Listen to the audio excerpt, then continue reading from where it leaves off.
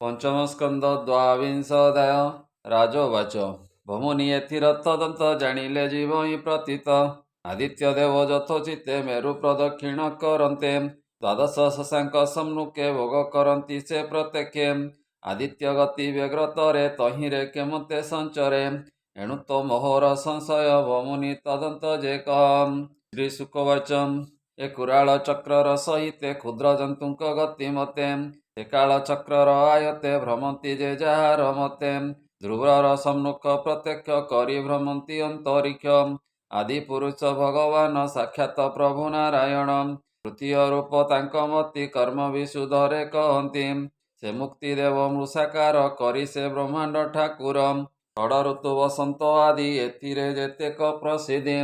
जे ऋतु काले जे हुअंती आपणे विहार करती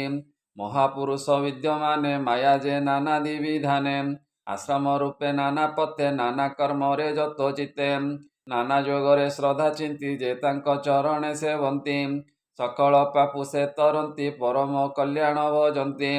मत शुणनुपवर से स्वामी आत्मा प्राणी कर पृथ्वी आकाश मध्य काल चक्र से सुंदरे द्वादश मास को भजंती संवत्सर नाम कहती मास जेबेनी भाग करी भुजंती अहोरात्र पुरी सेबेनी मासे एक ऋतु छ ऋतु संवत्सर क्रतु जेबेनी तार ऊर्ध्वभागे रहंती से कालर भोगे ताहाक काल बोली जानी शुण राजन परिमाणी जेअबा महिर सहिते नभमंडल को जाते रवि भुजंती जेते काले संवत्सर बोली ताहारे अनंतरे भोराजन चंद्रर एहि जे गमन 2 लक्ष योजन उपरे समीर परि जेबे भारे पवन तार अतिखरे चंद्र भुजंती से सत्वरे ताहाक भोग बेनी पक्ष कुसाधि रुक्षे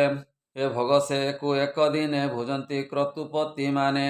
एथु अंतरे नुपवर अवधि कला सधर अहोरात्र से देवंकर जे शुक्ल पक्षर व्यवहार अहोरात्र हे नुपवर से जे सकल प्राणी करम हेमंत शुणनुपवर जीवन भूत सधर भुजंती द्विसप्त मुहूर्त एक नक्षत्र यथोचित जेणु से अनादि पुरुष षोडश कला से विशेष मृत शरीर को धरी प्राणिक अज्ञानांधक हरि मनुष्य पशु पक्षी आदि सरीसृप वृक्ष प्रसिद्धि एहाकु सुख से दियंती एणु से सविनय हंती एहार ऊर्ध्वे वराजन तृतीय लक्ष्य जे योजन नक्षत्र सपत विंशति मेरुर दक्षिणे वसंती 2 लक्ष तार उपरे उषना बास जे ताहारे आदित्य प्राय दीर्घ गति तापरे ताहाकु सेवंती एकई कल्याण कारण प्रथमे नित्य परायण एहार ऊर्ध्व जे भागरे 2 लक्ष योजन उपरे बुध नाम जे चंद्रसूत तहिरे ताहांकर स्थित प्राणीर सुखे सुखे थाई एणु से सूर्य वेग होई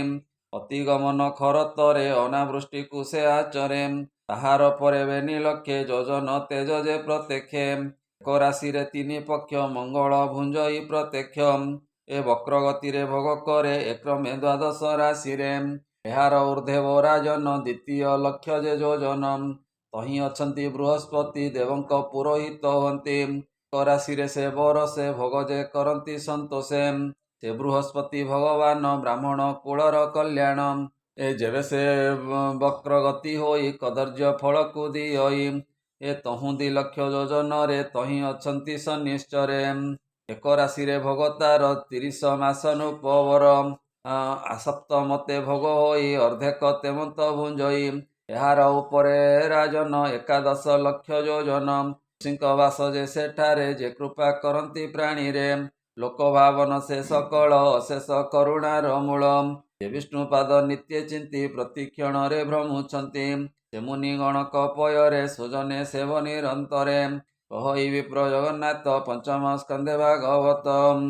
श्रीमद्भागवते महापुराणे परमहंस्यां सहितं वयासिक्यां पंचम स्कंदे ज्योतिश्चक्र वर्णने नाम 22